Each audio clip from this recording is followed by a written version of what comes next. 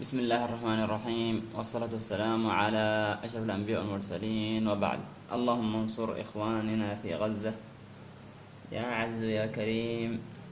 وسوف نتحدث في هذا الفيديو بإذن الله عن فوائد الفلفل الأسود للحمام ووظائفه التي يقوم بها معه وكيفية استعماله والمقدار أو الكمية المقررة للحمام.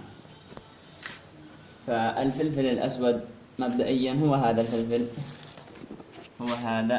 الحبات الصغار. هذا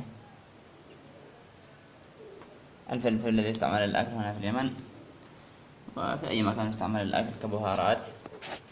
الذي يكون جيد القوي الذي لا يتكسر، في نوع ضعيف يكون يتكسر، يستعمل للحمام. يعني هذا الزوج الذي بإذن الله سوف نزاوجه، الذكر الكويتي مع الأنثى المولد الفلل، مستوى ضعيف، فبإذن الله سوف نستعمل للأنثى وللذكر أيضا فلفل أسود، يعني كأشياء طبيعية، وألا يوجد لدينا سيلينيوم إيطالي وغيره من الأشياء المحفزة للجنس الأدوية، ولكن أستعمل معهم الأعشاب أفضل ما أمكن، لأن الذكر أصلا يعني يريد أن يتزوج زائف، ولكن الأنثى ليست زائفة. فالأنثى لو أعطيناها شوية فلفل طوالي بإذن الله تزوف وندخلها على الذكر، ولذلك الذكر فيه سلاكة والأنثى فيه قفص عادي طبيعي، قفص الذي يعني نبيع الحمام فيه. أما هذا هو بيته، ندخلها عليه، نضع الذكر في يعني مكان يكون خاص به، يعرف بأن هذا مثلا هذا القفص هو بيته الذي سوف يتزوج فيه، وهكذا من أجل أن يأخذ راحته. المهم المقدار المعين، نعطي الذكر 5 حبات من ذا، وللأنثى 3 حبات. سوف نعملهم الآن عمليا.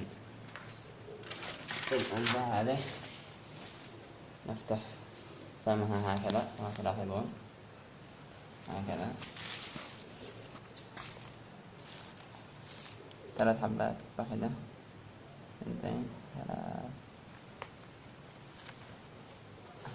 ونضعها. ويجب أن نعطيها بشرط أن تكون قد أكلت وشابعة، وإلا سوف تخرجه إذا كانت جائعة.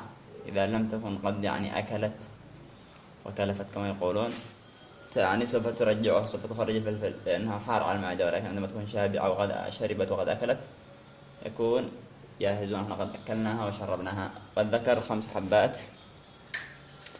الذكر هو ليس ضروري الذكر، لأن الذكر يريد أن يتزوج، ولكن من باب هو يعني في فوائد كثيرة، حيث يحرق الدهون ويساعد على الجنس. ومن جهة أخرى إذا كان الذكر يعني يطلع البيض مروع، يعني ما يفقس البيض، يطلع يعني زي ما نقول في اليمن نحن خايس، يطلع مخصب ويطلع بإذن الله في فرخ. ولأن الذكر زائف أنا سوف أعطيه 3 حبات فقط، أما إذا كان الذكر يعني ليس زائفا نعطيه 5.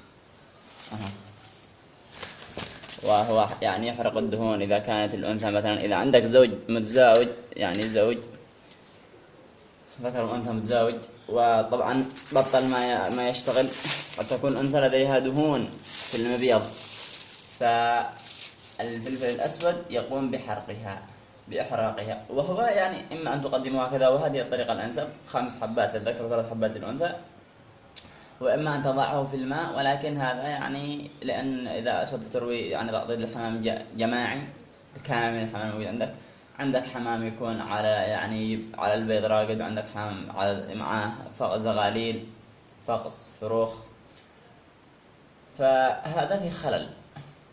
أن تعطي كل زوج فردي، وهكذا هو الأفضل في يعني الفيتامينات خاصة المنشطة الجنسية، أن تعطي كل زوج لوحده. الزوج الذي تراه يعني ضعيف في التكسير والتخصيب تعطيه فيتامينات، سواء سيلينيوم إيطالي أو غيره، أو فلفل من هذا. وبإذن الله سوف نتكلم عن الأعشاب كاملة، وبإذن الله سوف نريكم. والجرعة تكون لمدة 3 أيام. 3 أيام بعد أن يكلف الحمام ويأكل ويشبع تعطيه الفلفل الأسود، من ثم توقف، وبعد أسبوع إذا كنت تريد أن تواصل. لأن الأعشاب قاعدة أساسية في الأعشاب أنها مفعولها يأتي بطيء، لا يأتي مثل السيلينيوم، يعني مثل الأدوية تأتي مفعولها سريع. وأنا لست مستعجلا علشان أعطيه أدوية، فأعطيته فالأعشاب، لأن الأعشاب أمن، لأن الأدوية في هذه الأيام مع برودة الجو وتقلبه يعني تجيب للحمام بعض الأعراض وبعض الأمراض. نحن نتفادى الأمر ونعطيه بعض الأعشاب، خاصة أن الجو هنا أصلا في البلاد هذه متقلبة، مثلا في النهار يجيك حر وفي الليل برد، لأننا حاليا في يعني أراضي تهامة، ولله الحمد. فنعطيها أعشاب احتياطا من الأمراض، من أجل أن لا نفقد يعني كم طير. وبإذن الله سوف نريكم عندما ندخلها عليه بعد أن تزوف ونرى بأنها قد زافت. ووضعناهما مقابلا كما أخبرناكم في الفيديو السابق من كيفية تزاوج الحمام بسهولة، ولكن الأنثى ليست زائفة، وأعطيناهم فلفل أسود. وسوف نريكم بإذن الله نخرج الأعشاب التي تستعمل الحمام بإذن الله كلما سنحط فرصة، يعني ننزل فيديو عن الأعشاب التي تستعمل للحمام وفوائدها بإذن الله.